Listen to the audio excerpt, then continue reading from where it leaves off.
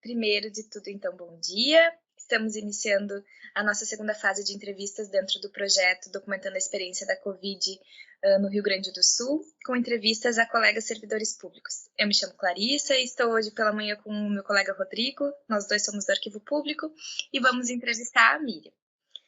Para iniciar, então, farei a leitura do nosso termo de esclarecimento. Essa entrevista faz parte do projeto Documentando a Experiência da Covid-19 no Rio Grande do Sul, desenvolvido no Arquivo Público do Estado do Rio Grande do Sul, e tem como objetivo registrar o cotidiano e a experiência subjetiva e profissional relacionada à pandemia e ao isolamento social, e as formas como isso tem afetado a população sul-riograndense. Você tem liberdade para decidir se participará ou não e pode solicitar interrupção ou desistir a qualquer momento. Você pode autorizar a divulgação de sua identidade ou solicitar que ela seja omitida. O conteúdo da entrevista será utilizado para fins de pesquisa, educação e cultura e será divulgado na internet para que você e outras pessoas tenham acesso aos resultados. Não há custos nem compensações financeiras pela participação. Caso se sinta cansada, triste ou confusa, podemos parar a entrevista e, se for de seu desejo, retomá-la em outro momento. Se você não se sentir confortável para responder alguma pergunta, podemos passar para outra. Se for de seu interesse, você poderá definir um prazo para o início da divulgação de sua entrevista. Agora eu vou ler 4 perguntas que vão registrar o teu consentimento. Você está esclarecida quanto aos objetivos da pesquisa e quanto à forma como a entrevista será feita? Sim. Você concorda que a sua identidade seja revelada ou prefere que seja usado um pseudônimo? Não, pode ser revelada, não tem problema. Você autoriza o uso das informações prestadas nessa entrevista para fins culturais, educacionais e de pesquisa e que as mesmas sejam disponibilizadas na internet? Sim. Você autoriza o uso de sua imagem na divulgação do material? Sim. Então é isso, podemos começar as perguntas, Rodrigo. Então, a primeira pergunta que a gente tem para ti é por que você se dispôs a participar dessa pesquisa, né, dessa entrevista? Tá, quando eu vi que era uma pesquisa assim, do arquivo público, com esse intuito de documentar o que foi, né, o que está sendo essa experiência da pandemia, eu achei de suma importância, porque nenhum de nós, da nossa geração, passou por isso, né? E então, assim, ter registros, porque a gente tem registros de pandemias passadas, de outras situações, muito antigos, e essa eu acho que foi tão ímpar, tão peculiar a forma como tudo ocorreu, a forma como o mundo se reorganizou da noite para o dia. Então eu acho que era muito importante ter documentado e registrado isso, e não só pelo que a gente tem na mídia, né? Porque vocês estão oportunizando ter um outro olhar, e não só o que tem na mídia, tanto a mídia oficial, né, de jornais, como também as mídias sociais, que também acabam retratando e documentando de uma certa forma, mas eu acho que seria importante ter esse outro olhar, assim, né, mais direto, conversado, né. Bom, você pode contar um pouquinho para nós registrarmos sobre a sua trajetória acadêmica e profissional? Tá, eu tenho só o ensino médio completo, iniciei algumas vezes o superior, não consegui concluí-lo, né, por N motivos, sejam eles financeiros ou, enfim, de organização, né, do meu dia a dia, mas atuo na área, claro, administrativa, sinto que não seria diferente na área acadêmica, até mesmo porque sempre que iniciei foi na área de administração, né? Então, atuo hoje na área de RH e seria isso, né? Que eu pretendo voltar, pretendo concluir, né? Quero um dia conseguir, enfim, concluir a minha vida acadêmica, e vai ser na área de RH e possivelmente mais voltada para o setor público, que eu acho que ainda não vê como um investimento a parte de recursos humanos, então né, ainda vê muito como custo o recurso humano, né? Então acho que seria mais ou menos isso. E quando, em que circunstâncias você teve contato com as primeiras notícias sobre a propagação do coronavírus, o surgimento lá na China, e como é que foi a sua percepção na época? Eu lembro que eu tinha muito medo que chegasse aqui. Tinha muito medo, porque conhecendo a população brasileira do que é, né? Principalmente, já começa pelo nosso fator cultural, que a gente é do abraço, do toque, do falar, do olho no olho, da aglomeração por si só, né? Tem toda a questão também das estruturas familiares aqui no Brasil, que eu sabia que se chegasse aqui ia ser um caos, porque são muitas pessoas morando em espaços muito pequenos, então sabia que isso ia ter um agravamento, né? Confesso que meu maior contato foi ali depois do carnaval, embora eu não tenha participado de carnaval, né? Mas eu acho que foi quando começaram a divulgar mais também, né? A questão da pandemia aqui no Brasil. Eu lembro que quando começaram a divulgar os primeiros casos no Rio Grande do Sul, eu praticamente já entrei em pânico, comecei a ficar com muito, muito medo, né? Porque, afinal de contas, eu tenho um filho pequeno, né? Que no início da pandemia estava com 6 anos, ele fez 7 em março, então está com 8 anos agora. Então, tinha toda aquela questão do início de fase escolar, então isso tudo me gerou muito, muito medo.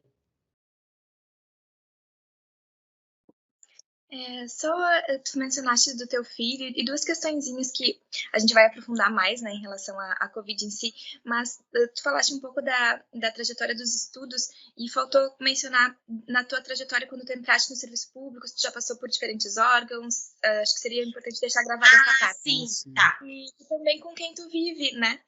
Porque acho que a gente não tinha nenhuma pergunta específica, mas se tu quiser já dizer com quem tu vive. Tá. Em relação ao serviço público, tá? Eu entrei no concurso de 2010 direto na Fundação de Recursos Humanos. Entrei atuando na área de concursos públicos. Lá fiquei um tempo na área de concursos públicos e em seguida passei para uma outra área muito rapidamente e fui para a área de estágios, né? Que era a FDRH, que administrava os estagiários do Estado. E lá eu fiquei até a fundação ser extinta, né? Por último, eu passei por 2 momentos dentro da divisão de estágios, divisão de gestão de estágios na FDRH. Um momento em que eu assumi o controle e a responsabilidade sobre a administração e a gerência dos estagiários da FDRH, então eu era responsável pela contratação deles, por toda a administração do termo de compromisso deles lá dentro, pela vida deles dentro da FDRH, como controle de ponto, pagamento deles, até administrar algumas questões, assim, às vezes, entre eles e o gestor, supervisor deles. Então, né, toda a parte de RH mesmo, eu fazia um RH dos nossos estagiários. E mais para o final, assim, da FDRH, eu assumi o controle da folha geral dos estagiários do Estado. Isso tudo foram oportunidades sem nenhum reconhecimento financeiro, né? Eu fiz porque eu gostava, não tinha previsão de remuneração, eu não tinha cargo de chefia, embora exercesse, né? Até mesmo porque eu tinha autonomia para gerenciar, para determinar até mesmo algumas normas de como é que era feito toda essa gestão dos estagiários, né? O meu gestor, a minha chefia, respeitava muito o meu conhecimento, né? Então eu trocava muita ideia com ele, e ele, não, acho que tá certo, toca a ficha, vamos embora, faz de tal forma, né? E quando a fundação foi extinta, quando de fato fechou e nós fomos relocados lá que era a SMAR na época, em 2018, né? Eu entrei direto na divisão de pessoal e lá estou até hoje, né? Lá eu não trabalho com estagiários, tive bastante dificuldade de adaptação no início, até mesmo enfrentar toda, né? O colega sabe bem o que foi a extinção para a gente. Então, e eu estive na linha de frente de combate, de enfrentamento, de ir para a Assembleia, conversar com o deputado, enfim, eu estive muito à frente. Então, quando de fato a fundação fechou, foi muito difícil para mim, né? Então, eu cheguei a me afastar, fiquei um tempo afastada do trabalho. Foi pouco tempo, foi um mês e meio, mais ou menos, mas cheguei a ficar afastada. E quando retomei, conversei com as colegas e daí se identificou. Eu disse assim, eu sinto muita necessidade, eu preciso me...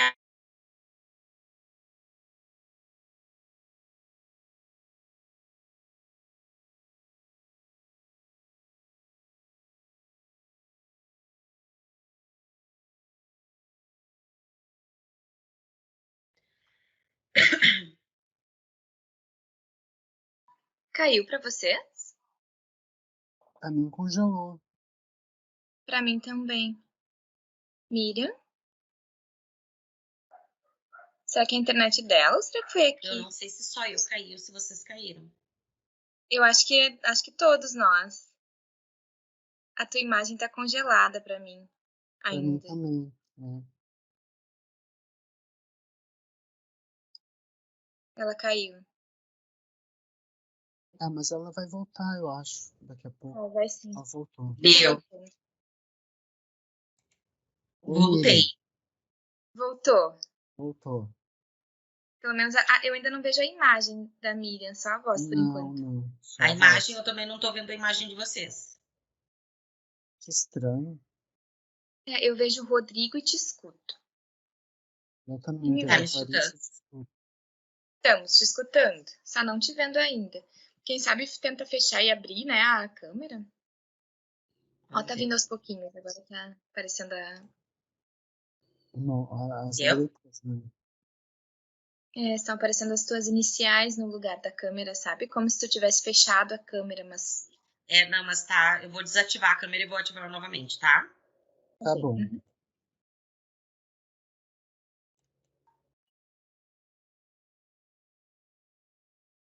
Vocês também não estão aparecendo para mim, só tá aparecendo a inicial de vocês. Então eu vou fechar Eu minha vou... câmera e abrir de novo. Eu também.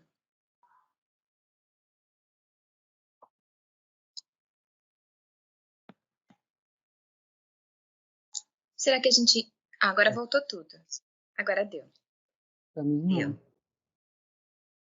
Tá, tu já estás aparecendo para mim.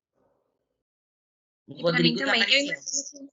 Eu imagino que na gravação estamos todos aparecendo, porque eu tô gravando e tô vendo nós três. Tá, Tá. então No momento da interrupção, Miriam, tu falavas a respeito de quando tu voltaste do afastamento e foi buscar conversar com o pessoal na nova equipe, né, pra te reinserir, digamos assim. Isso. E então eu senti a necessidade de ser uma referência novamente, né? De ter apropriação, assim, de conhecimento, de ter, né, segurança naquilo que eu estava executando. E eu comecei, daí ficando responsável pelas férias, e como o Estado em si não tinha muito conhecimento de como é que era os seletistas, as férias e as peculiaridades dos seletistas, eu meio que fui me apropriando deste conhecimento, porque eu já tinha por ser seletista, né? E acabava auxiliando enfim, acabei cuidando dessa parte das férias, né? Hoje em dia, é claro, tenho mais atribuições, né? Mas acabo ainda auxiliando os colegas quando diz respeito a alguma questão seletista, né? Principalmente das fundações.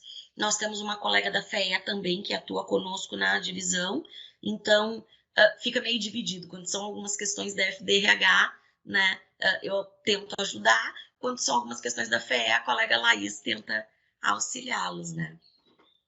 Então seria mais ou menos sobre isso, assim, a parte, né, profissional. Registro minhas saudades do tempo em que os nossos estagiários eram coordenados e atendidos pela Fundação, Miriam. Vocês faziam um excelente trabalho. Ai, muito obrigada, é muito bom ouvir isso. Escuto isso também de muitos ex-estagiários que sentem muita saudade da fundação. Eu não tenho saído muito, mas esses dias passei na frente do prédio e meu coração chegou a ficar apertadinho de ver ali a situação, né? Eu evito passar por ali, às vezes eu faço trajetos diferentes. Eu evito passar por ali quando eu tenho que ir no Menino Deus. Sim. Bom, mas agora eu vou retornar. Desculpa, pode falar. Não, tu disseste que queria saber como é que é a minha formação familiar, né? Como é Isso que com quem tu é a convive. estrutura hoje. Bom, morava só eu e meu filho aqui em Porto Alegre. Meus pais moravam no litoral. E o meu pai faleceu no início de maio do ano passado, não em virtude da Covid, enfim. E a gente optou pela minha mãe voltar a morar em Porto Alegre, né? Que nem eu digo, eu não ia deixar a minha velhinha lá sozinha no litoral, até mesmo porque é uma praia que nem eu digo assim, é um submunicípio do submunicípio do submunicípio, né? Capão Novo é uma praia pequena, né? Então não tem muito movimento, ele era um movimento muito mais de veranistas, então acabava ficando muito sozinha, minha mãe não dirige mais, enfim. Achei que, enfim, por questões de segurança era melhor, concordamos, né? As filhas concordaram que seria melhor ela voltar para cá. Então, aí estamos hoje só nós três. Mora eu, a minha mãe e meu filho. Agora, retornando às perguntas que nos levam à discussão sobre a pandemia, né? A quarta pergunta é: como os impactos econômicos e sociais da pandemia e do isolamento social foram percebidos na tua área de atuação no Estado? Como eu acho que, assim, ó, economicamente não impactou os servidores públicos, né? O servidor diretamente. É claro que as famílias, principalmente daqueles servidores e que, por exemplo, o cônjuge é autônomo, né? Eu percebi que daí sim houve impacto. No servidor em si, eu não vejo. O impacto maior, que eu acho que daí todos nós sofremos, foi com o aumento do preço, né? Da alimentação, né? Eu acho que teve um aumento muito grande no custo de alimentação, porque é aquela coisa, tu pode estar em casa, mas tu tem que te alimentar em casa também, né? E houveram até memes no início da pandemia que a criança em casa parece que come em dobro, né? Então, teve esse aumento de custo também de alimentação, principalmente quem tem criança. Mas eu acho que nesse sentido, pelo menos eu percebi isso, né? Eu digo de impacto direto, né? É claro que tem a percepção do mundo externo, mas não no serviço público.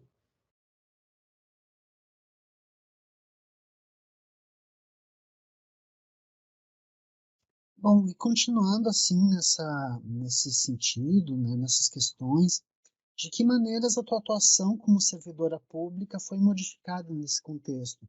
E também como é que a pandemia impactou no teu ritmo de trabalho e intensidade de trabalho, né, a partir do teletrabalho?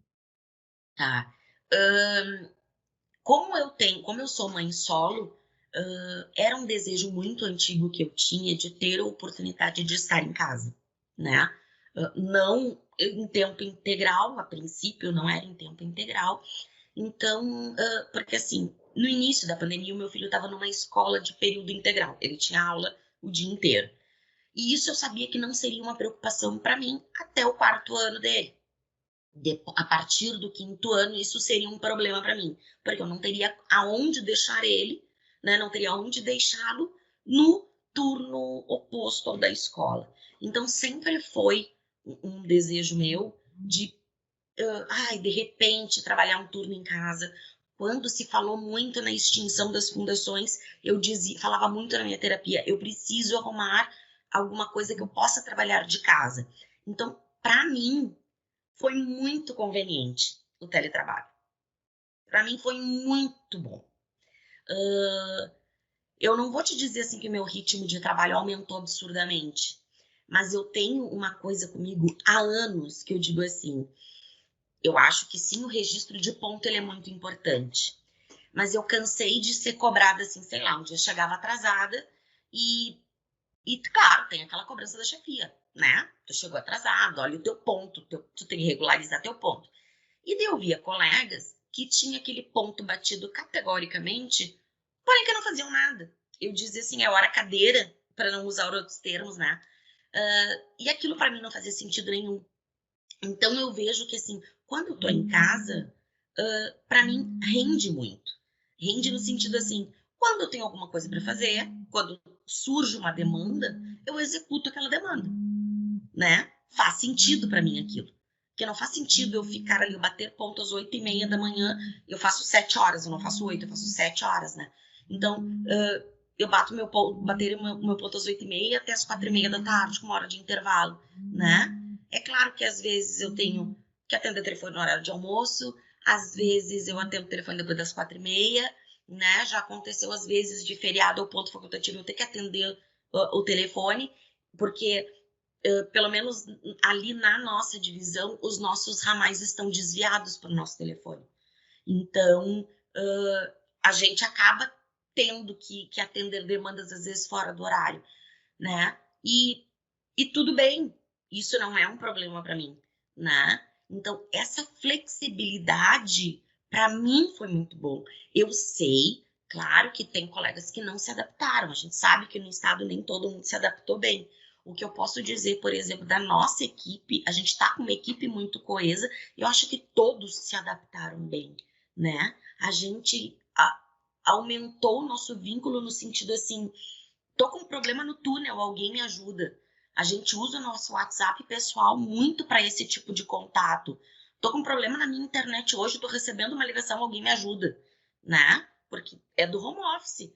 Tu ficar sem luz, ou tu ficar sem internet, ou o túnel não conectar, a gente sabe disso, né? Então, eu percebi isso, uma união maior dos colegas, né? Para tentar se ajudar mesmo. Então, é muito estranho, porque eu acho que eu sou meio fora da curva nesse sentido.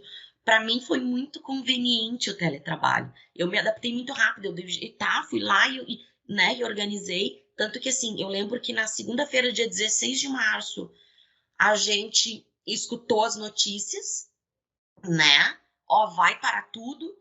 Dia 17 eu já estava em casa, dia 18 eu fui lá pro pessoal da Dinfo instalar alguma coisa no meu computador e depois não voltei mais, né? E segui trabalhando de boa em casa.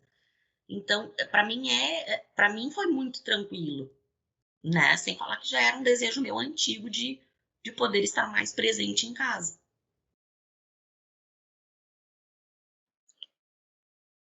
E em relação às tuas, eu vou juntar a próxima pergunta, é o que mudou na tua rotina pessoal e familiar a partir do início da pandemia.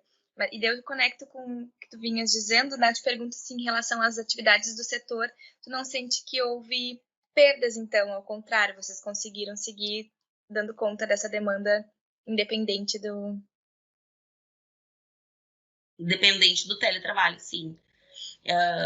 A questão do trabalho, né, das minhas atividades, não, é bem pelo contrário, porque eu acho que, assim, eu acho que tem muito a ver também com a nossa chefia, né, com a nossa equipe em si, porque ela conseguiu identificar, assim, porque, claro, a gente faz relatórios para poder comprovar a tua produção em casa, então ela foi adaptando. Quem estava com muito sobrecarregado, ela conseguiu tirar um pouco de atribuição dessa pessoa que estava mais sobrecarregada e passar para um colega que estava menos sobrecarregado. Então, eu acho que isso fluiu muito tranquilo na nossa equipe, né? Então, eu acho que é por isso que para mim foi muito bom, né? E a gente sempre reforça isso nas nossas reuniões. Eu acho que a gente está conseguindo dar conta, assim. É claro que a gente sempre tem um apoio, né? Mesmo naqueles momentos, na época das bandeiras, né? Onde estava toda a equipe em teletrabalho, a chefia estava sempre lá. Então, a gente sempre tinha a chefia, ou tinha um colega que morava perto, ou que podia, que dava esse suporte. Porque como a gente trabalha ainda muito com a documentação do servidor, por sermos RH, e tem muita coisa física ainda, a gente tinha aquela necessidade de ter alguém lá. E sem falar que a gente atende o público também, né? Nós atendemos servidores que vão lá presencialmente demandar para a gente. Então, a gente nunca pôde fechar o setor totalmente, mas a gente teve isso. E agora, de um tempo para cá, a gente vem fazendo, aliás, a gente vem fazendo escala desde outubro do ano passado. Então, sempre tem assim, ó, a chefia ou a chefia substituta e mais um colega, que dá esse suporte lá do presencial para quem está em casa, né? E assim a gente tem se revezado. Então, quanto às minhas atividades, eu acho que meio que já respondi. Tinha um momento que, como eu trabalho muito com férias e férias é uma coisa mais sazonal, embora digam assim, mas agora tem um sistema. Sim, mas o sistema não é meio como pintam, né? Às vezes eu passo mais tempo resolvendo o problema do sistema do que lançando férias de colega. Então, embora ele seja muito sazonal, eu consegui pegar mais atribuições, né? A chefia me passou mais atribuições para que eu tivesse uma consistência, assim, na produção, né? Então, seria mais ou menos isso. Miriam, eu tô já inserindo algumas questões que vão surgindo a partir da tua fala. Tá. Nesse sistema de revezamento, vocês conseguiram ficar saudáveis, todos os colegas, no setor? Todo mundo ficou bem, mesmo os que estavam indo e se expondo, né, no CAF? Eu vou te dizer que, assim, dos colegas, nós tivemos 2 casos positivados e eram 2 casos que não estavam em trabalho presencial. Não foram os colegas que estavam se expondo, no caso. Pegaram, enfim, na Vocês família. conseguiram uma dinâmica de revezamento em que vocês se sentiram seguros nesse aspecto. Sim, para trabalhar assim foi muito, foi acho que bem tranquilo assim, né? A gente tá se revezando, tá dando assim mais ou menos uma vez por semana. Claro, quando chega período de férias ou se algum colega se afasta, que tá doente, acaba tendo que ir mais de uma vez na semana. Mas eu acho que ficou muito tranquilo, assim, pra gente poder ir seguro, né? Sim. E a pergunta que eu tinha já introduzido era o que mudou na tua rotina pessoal e familiar depois do início da pandemia? Familiar. Bom, eu com uma criança em fase escolar dentro de casa, vocês já imaginam, né? Quando a mãe não estava aqui, aí era o caos, assim. Porque, claro, tu tá trabalhando e daí eu passava as atividades para ele, porque graças a Deus, como eu digo assim, eu tenho uma estrutura tecnológica dentro de casa, né? De ter um computador, de ter uma impressora, de poder imprimir as atividades para o meu filho, que eu sei que não é a realidade geral, né? Mas eu tenho isso para proporcionar para ele. Então, eu sempre imprimia as atividades, passava para ele, tentava ajudá-lo quando era possível, né? E, enfim, daí às vezes eu tinha que parar tudo e fazer comida, né? Então, era meio conturbado, né? Com a vinda da minha mãe, ajudou, assim, claro, porque daí a minha mãe pelo menos cuida da gente e a gente pode cuidar do trabalho da escola, né? Então, facilitou bastante esse trabalho. O ano passado também nasceu a minha sobrinha. E este ano minha irmã voltou a trabalhar. Então, nós temos mais 2 integrantes nesta rotina, né? Porque, por exemplo, tem 2 vezes na semana, 2 dias na semana, que a minha irmã vem para cá com a minha sobrinha. Então, quando eu tô no teletrabalho, é claro que eu acabo dando uma ajuda, né? Para minha mãe, para a gente cuidar dela, porque ela é pequena, né? Ela tem 1 ano e 3 meses.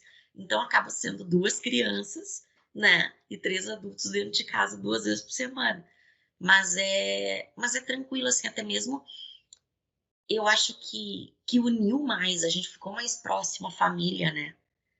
Então, eu acho que também foi bom, né? Por exemplo, nos 4 primeiros meses do ano, desse ano agora, nós fomos no Réveillon, lá pro litoral, e acabamos nos isolando junto com a minha irmã, com o esposo, com a minha sobrinha, com o esposo dela, com a minha sobrinha e com a sogra dela. E ficamos lá por 4 meses, nós, naquela casa. Então, era eu e meu cunhado trabalhando em teletrabalho, né? Então, tinha aquela rotina, era ajudar, cuidava um pouco das crianças, ajudava um pouco ali, ajudava um pouco lá, e todo mundo trabalhando, né? Mas era muito bom isso, né? A ter esse convívio familiar mais perto. Pelo menos aqui em casa foi bom, né? A gente sabe que tem famílias que foi um caos geral, mas, né? Pelo menos na minha rotina familiar, assim, pessoal, eu acho que foi bom, assim, essa aproximação. Acompanhar o nascimento de uma criança que só viveu em pandemia também deve ser uma experiência bem diferente. Muito. Olha, se não fosse trágico, seria cômico, porque é muito engraçado. Ela nos olha de cara estranha quando nos vê de máscara, né? Às vezes ela sabe, assim, se vai colocar máscara, ela sabe que a pessoa vai sair, né? Ela já tá muito antenada nisso. Agora, se um estranho ousa tirar a máscara perto dela, ela abre o berreiro. Nossa, olha o que é, né? A quarentena, que nem a gente diz, né? O que são essas crianças nascidas na pandemia, né? Por exemplo, que ela conhece o rosto da nossa bolha de convivência, né?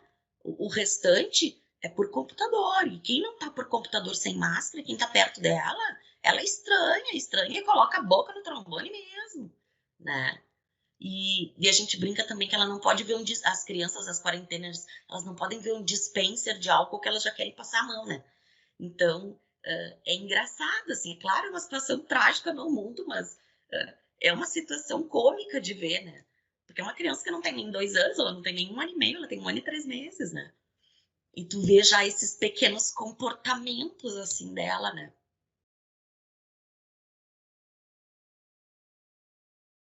Miriam, tu já falaste um pouco sobre teus colegas que tiveram Covid. A gente queria perguntar se tem mais pessoas da tua rede de relações que foram infectadas pelo coronavírus, né? A gente sabe que a tua família não, mas se tem outras pessoas e qual foi tua percepção a esse respeito? Assim, ó, próximos de mim, tá? Tem, no caso, o pai do meu filho e a madrasta, e porque ele é policial militar, ou seja, não parou, né? E ela é da área da saúde, trabalha em hospital, então também estava exposta direto, né? Mas também não tiveram uma forma grave da Covid, né? Não precisaram nem se internar, graças a Deus. Então, assim, o que eu percebo? Eu tinha uma médica que ela era clínica geral e ela foi quem mais me ajudou no momento em que eu mais precisei da minha crise com a função da extinção da fundação. E ela pegou Covid e faleceu. Isso para mim mexeu demais. Mexeu muito comigo, assim, porque era uma pessoa a quem eu podia recorrer. Às vezes, assim, eu não conseguia, sei lá, não conseguia consulta com gastro, com a psiquiatra, sabe? Era ela quem eu recorria. Meu filho estava doente e às vezes eu não gostava muito do pediatra, eu comecei a levar ele na minha médica. E era ela que dava toda a assistência para ele. Então, me impactou muito. A perda dela me impactou bastante. Eu não tive ninguém próximo, assim, que eu tenha perdido para Covid, né? O que mais me impacta, na verdade, não é que não sejam os contaminados, como é que eu vou explicar para vocês? É como as pessoas percebem a pandemia de forma diferente, tá?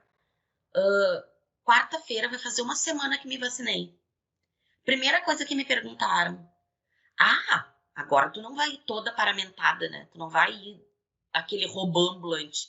Me apelidaram de robô lá no CAF, porque eu uso a PFF2 e eu uso mais um face shield que eu pareço o Darth Vader andando, né? E não, sabe? Não, eu não deixei de me cuidar, eu não deixo de me cuidar. Eu saio sempre de máscara. Eu costumo dizer assim, eu sou a louquinha do álcool, né? Eu saio com uma pistola de álcool 70 na mão e tudo que eu toco eu higienizo a minha mão. Eu mantenho isso.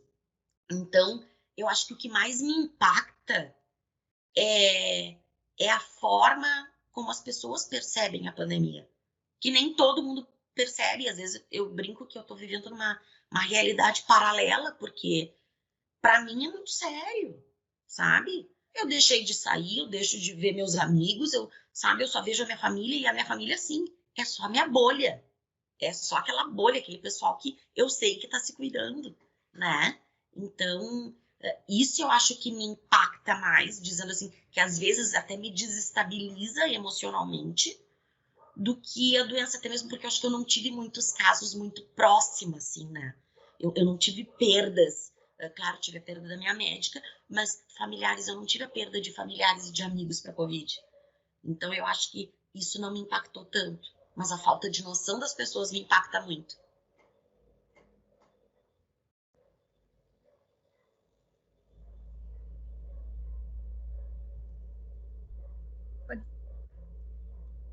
Pois a gente tinha aqui uma pergunta que ela se bifurcava, eu acho que a gente fiquei na dúvida se o Rodrigo ia perguntar já em relação às medidas de isolamento ou... Como é que as medidas de isolamento impactaram, né, as relações de familiares e de amizade? Já falaste um pouco, né, que tem essa relação de confiança, de familiares que se cuidam, e as relações de amizade, como é que ficaram? Eu não vejo meus amigos desde do verão de 2020, né? E não vejo, assim. E, por exemplo, eu tenho amigos que a gente brinca assim, que a gente se conheceu na praia, que a gente veraneia, mas que, enfim, né? Fazem parte da nossa amizade, que nem eu digo assim, subiu a serra, né? Mas, por exemplo, que chegou esse ano e... Ai, a gente queria ir dar um abraço, vocês não estão recebendo visita. Não, não estamos, né? Para dizer assim, ó, que eu não vi meus amigos. Eu vi meus amigos e eu abracei uma amiga minha uma ou duas vezes. No velório do meu pai só foi a nossa família. Foi muito pouca gente. E no velório do pai da minha amiga, que eu não pude deixar de abraçá-lo, sabe? Mesmo sabendo que eu estava correndo risco. E, claro, ele também não faleceu de Covid, foi outra doença. Mas é claro, a gente não sabe com quem aquelas pessoas estavam convivendo. Eu acho que foram as duas únicas vezes que eu me expus mesmo, sabe? Que eu me coloquei em risco, de verdade. Mesmo estando de máscara, mas que eu acabei abraçando outras pessoas.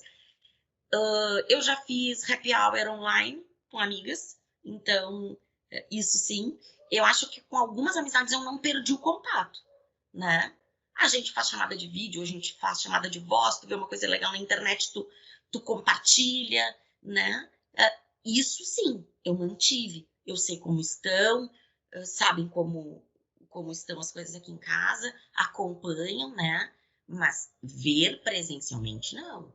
Essa minha amiga que perdeu o pai, ela é uma das madrinhas do meu filho. No Natal ela quis trazer, não lembro agora se foi no Natal, se foi no aniversário do meu filho, ela quis vir trazer um presente. E eu disse, tudo bem, mas só que tu já teve Covid e, né, a gente não sabe como é que tá a situação, se pega de novo, se não pega, se transmite de novo ou não transmite. Então ela veio até a porta do meu prédio. Eu peguei o presente, meu filho não foi junto, eu peguei o presente, conversei com ela a 1 metro de distância, nós duas de máscara, eu entrei pra dentro de casa, depois meu filho fez uma chamada de vídeo para ela agradecendo o presente, né? Então, é assim que a gente tem feito, a gente se isolou mesmo, sabe? E cada vez que eu vejo em que, graças a Deus, a gente conseguiu passar por isso sem se contaminar, mais eu tenho certeza de que as medidas que a gente adotou estão corretas, né? Porque é isso, assim, eu sei que a minha irmã, lá, o núcleo da minha irmã, ela tá completamente isolada, eu sei dos cuidados que eles tomam, e é aquela coisa assim, ó, é limpar o sapato antes de entrar dentro de casa, e daí chega em casa, coloca uma pantufa, um chinelo, enfim, sabe, é tirar a roupa que tava na rua, ou higienizar a roupa, né, higienizar sempre as mãos, então a gente tem tomado esse cuidado muito grande, né, e que acaba influenciando. Então, amigos eu não tenho visto. Ainda nessa perspectiva das amizades, tu sente que de algum modo os cuidados com relação ao isolamento foram um determinante para tuas relações de amizade? Eu não sei se eu vou saber me expressar muito bem, mas eu sinto que eu estou muito mais vinculada às minhas amigas que, assim como eu, se isolaram. A gente tem contato diário pelo WhatsApp, né? A gente fala. Por outro lado, amigos e pessoas que eu gosto, mas que eu confiava, eu acabei me afastando um pouco por perceber um comportamento social. Tu percebe isso de algum modo? Percebo muito. Eu não digo nem um afastamento, tá? Porque, por exemplo, eu tenho uma amiga minha que né, amo ela de paixão, mas, por exemplo, no verão desse ano, tava com fotinho em beira de praia, sabe, me convidando para ir para beira da praia. Deu assim, não, eu não posso, né? O que tu tá fazendo na beira da praia? É que nem assim, um dia eu disse assim para todas as pessoas que me convidaram para ir para beira da praia, eu disse assim, gente, para mim, a beira da praia é para eu ficar numa roda de pagode com um churrasco, bebendo cerveja o dia inteiro. Eu vou poder fazer isso na beira da praia? Não, porque senão eu vou ter que tirar minha máscara. Então eu não vou, né? Mas isso é a minha cabeça. Então, é claro, é um contato pelo WhatsApp, né? Tu vê uma postagem, tu comenta uma postagem, mas eu noto, assim, que sim, houve um afastamento. Eu tenho, claro, uma proximidade muito maior com aquelas minhas amigas que eu sei que estão mantendo os mesmos protocolos que eu, assim. E com familiares também, né? Porque, por exemplo, tem um irmão do meu pai que queria ir nos visitar lá na praia e eu falei pra ele, não, tu não vai. Falei em tom de brincadeira, mas ele entendeu o recado. Não, tu não vai vir, né? Não adianta, não vem. Não vem, porque a gente não tá recebendo ninguém, né?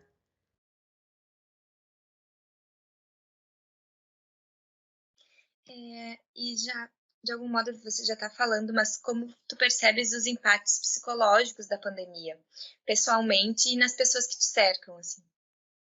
Sim, porque, como é que eu vou te dizer? Eu já tive não, né? Tenho, porque eu acho que não deixei de ter síndrome do pânico, né?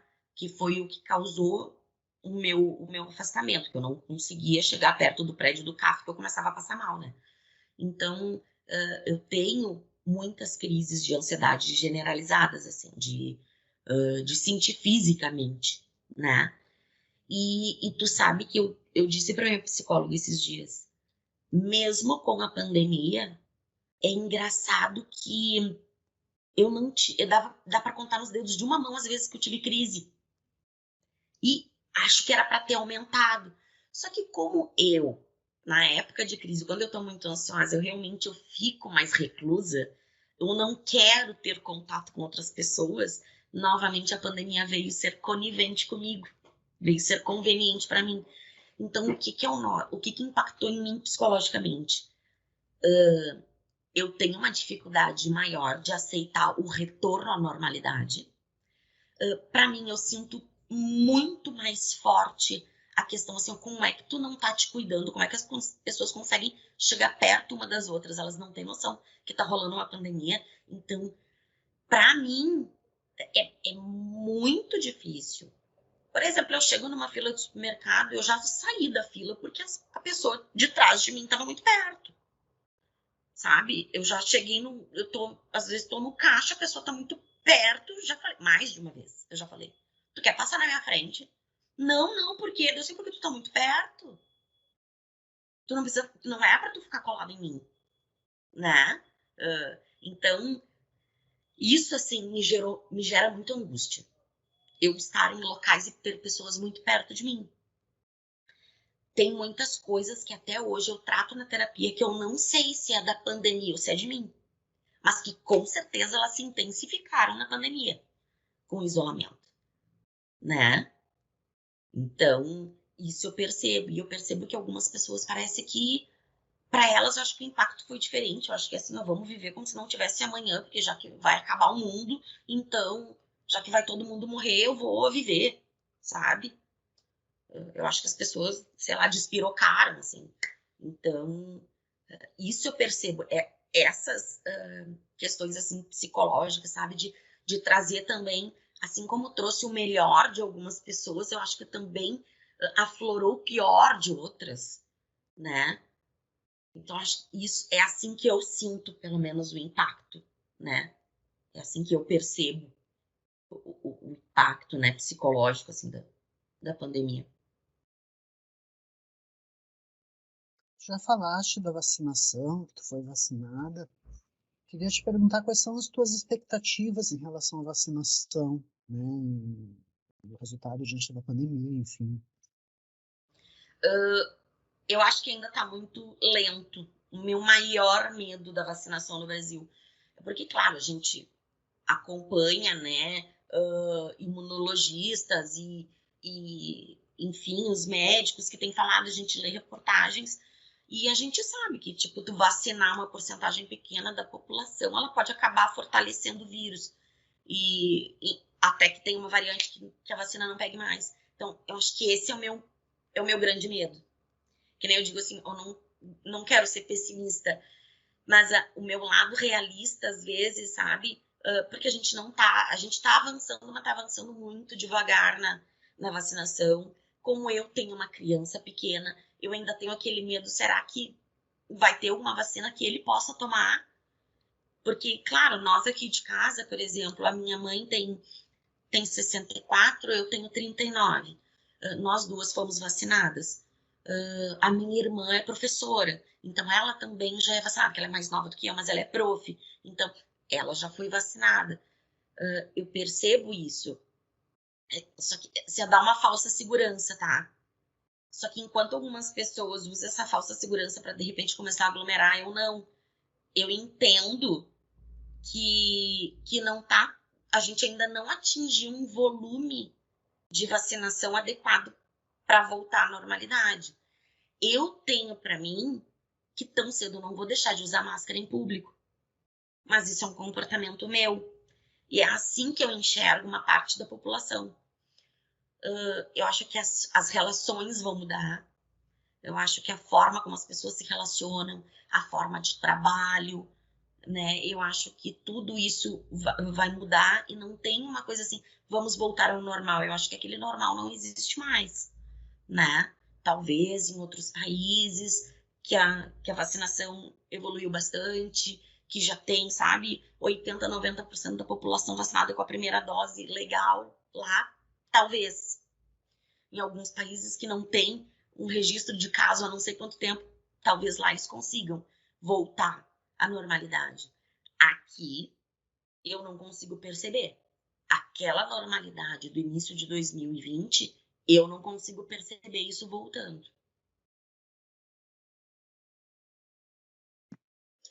E como tu avalias a atuação das autoridades em relação à pandemia?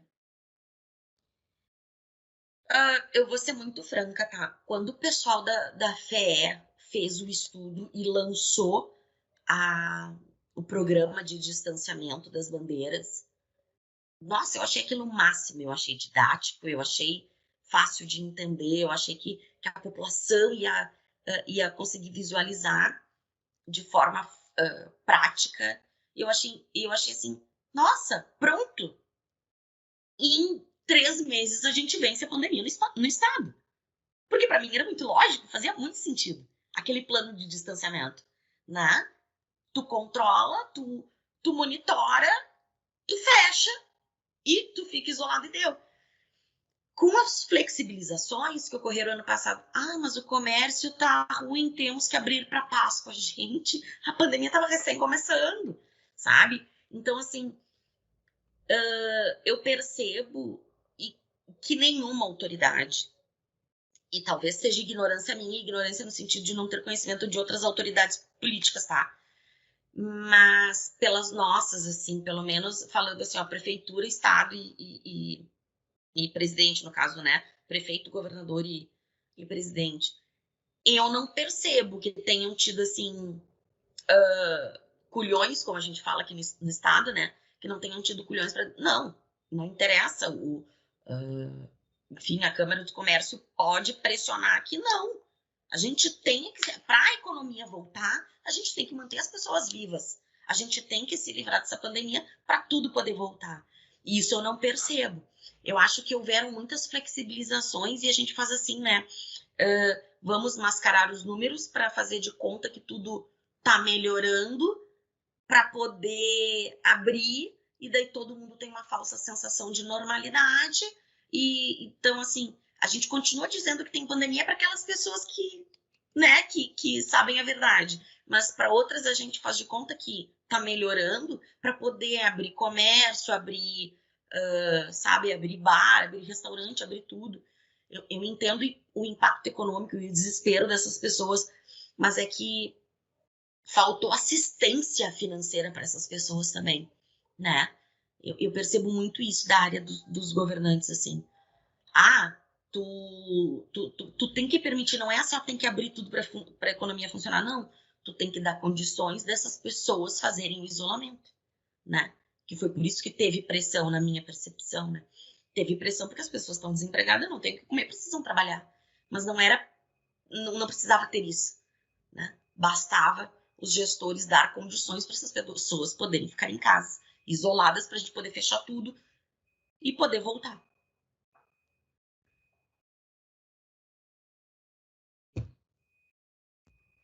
A questão seguinte era sobre, como servidora pública, como é que tu percebe o sistema de distanciamento controlado, o sistema de bandeiras.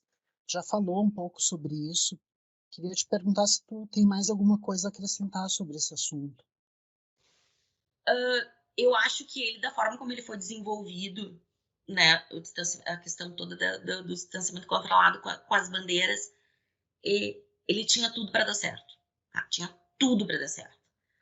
O problema é que questões políticas foram envolvidas e acabaram flexibilizando. Vamos alterar a forma como a gente vai fazer as medições e assim era para a gente estar em bandeira vermelha, mas a gente está em bandeira laranja. Era para a gente estar em bandeira preta, mas a gente está em bandeira vermelha, né? Então, a modificação feita por conta de política e empresariado, isso eu acho que acabou descredibilizando o sistema, né?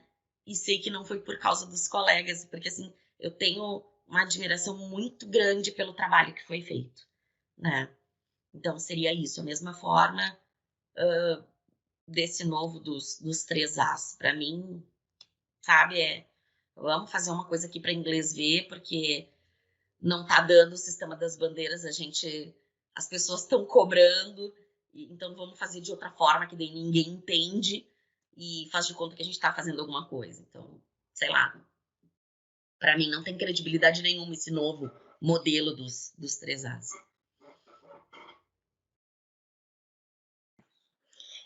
Em relação ao roteiro que nós havíamos estruturado, eu acho que nós conseguimos passar por todas as perguntas.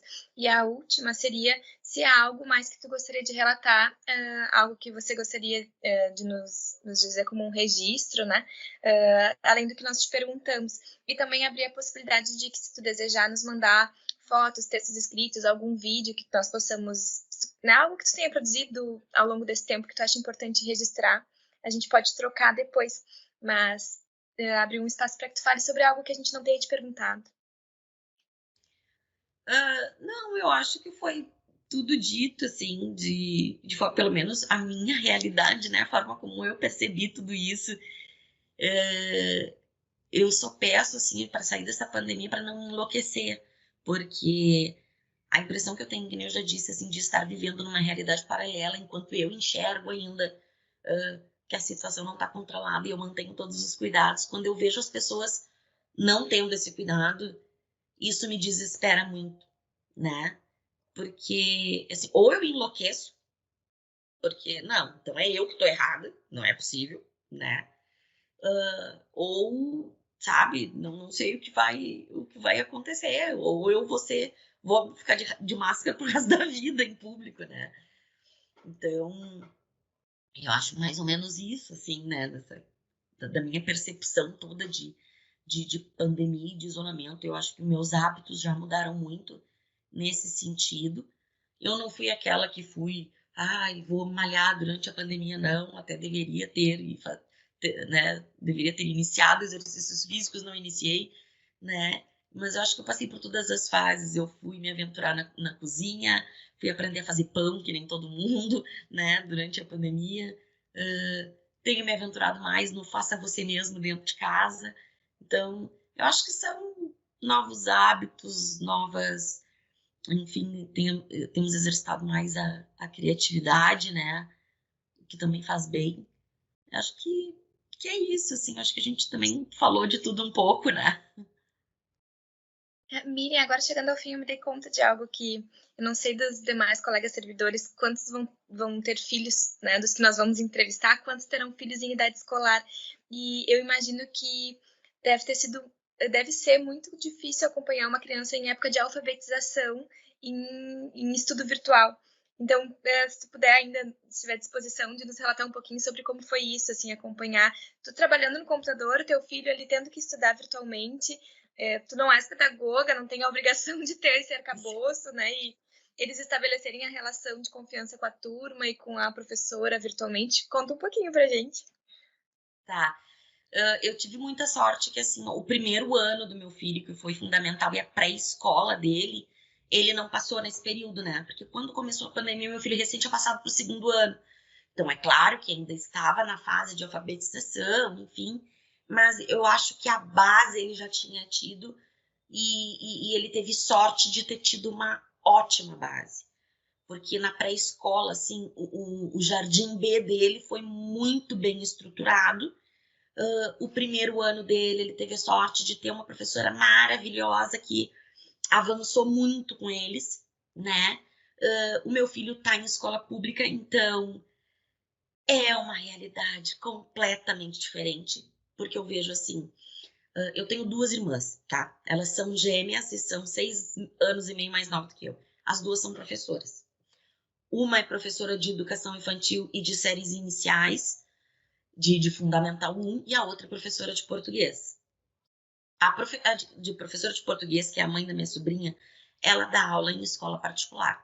Então, assim, eu vejo a realidade dela e vejo a realidade do meu filho, né? São 2 realidades completamente diferentes, né? Do estudo virtual numa escola pública.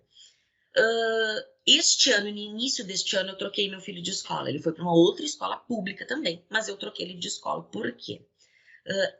A falta de estrutura da escola pública, e eu falo com propriedade, porque na antiga escola dele, eu fazia parte do CPM, eu era presidente do CPM.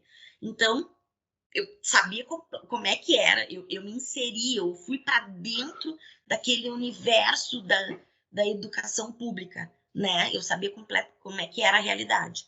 Mas tem muita coisa que tu não precisa de recurso. Tem muita coisa que basta ter a boa vontade, tu querer acolher o próximo. E eu via que isso não estava rolando nessa época de pandemia. Não estava. A gente estava patinando, estava muito difícil. E a gente dizia, gente, eles estão em fase de alfabetização. A gente precisa ter um retorno melhor. A gente precisa fazer um meet com eles, sabe? Eles têm que ter esse contato com a professora. Eles tiveram 1 semana só com essa professora, contato com essa professora. E depois entrou a pandemia, eles não viram mais a prof. Eles precisam disso. E não rolou. Optei por trocar ele de escola.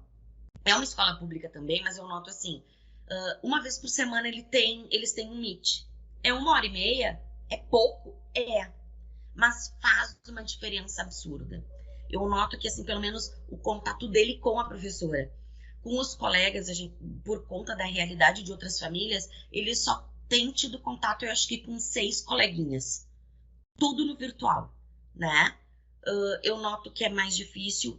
Eu percebi uma capacidade de entendimento do meu filho, assim, absurda, porque ele parece que ele entende coisas assim, tá, mas tu não vai ver o vídeo para fazer tal coisa, tu sabe dele, não, mãe, eu li aqui, tá aqui a explicação, eu sei fazer, eu vou fazer e pronto, né?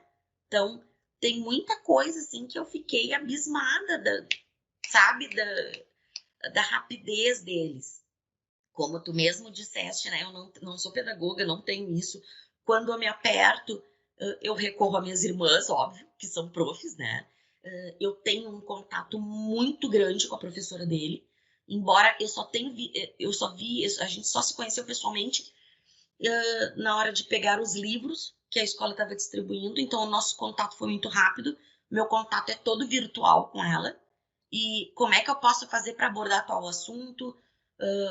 Meu filho está com dificuldade em tal aspecto, como é que eu posso fazer? Então, que eu acho que é muito importante, eu não sei como é que é nas outras famílias, mas eu sinto que eu tenho a minha obrigação como mãe é ser parceira da escola, é ser parceira do professor, né? Como eu digo para o meu filho, na escola quem manda é a prof, aqui em casa sou eu, mas a professora é o título maior, ela se equipara à mãe, eu digo para ele, da importância que é o professor.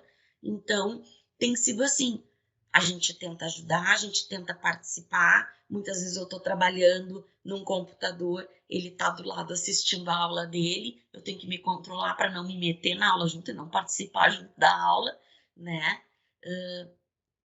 É um universo completamente diferente. O meu filho ele tem muito mais contato, claro, ele está resgatando amizades que ele tinha da época do ao vivo, né? Então, ele tem amiguinhos que ele fala diariamente. Eu acho que ele fala mais com os amigos dele do que eu com os meus, né? Então, mas assim, tá uma realidade muito nova, muito diferente, mas que eu acho que a gente está conseguindo. É difícil, mas ele é privilegiado, né? Da gente poder ter uma estrutura para proporcionar isso para ele, né? Eu fico pensando em outras famílias que não têm, que não deve estar sendo assim. Tu mencionaste que ele tem contato pelos Meets com 6 coleguinhas apenas. Imagino que a turma deva ser bem maior que isso. Sim, é maior, só que eu acho que aquela coisa, né? Às vezes faz pelo celular da mãe, a mãe tá trabalhando, não tem como fazer, né? Então, são sempre Os os mesmos. mesmos que participam do Meet, que eu acho que são os que têm acesso, né? Os que têm mais facilidade, enfim, de acesso. No comecinho, nós pensamos em preencher a tua ficha e eu lembrei que já tinha algumas respostas na inscrição, mas não, acho que na inscrição não tem bairro e cidade em que reside, né, Rodrigo? É uma informação bacana de deixar registrada. E também tem a faixa de idade, mas não a idade exata, né?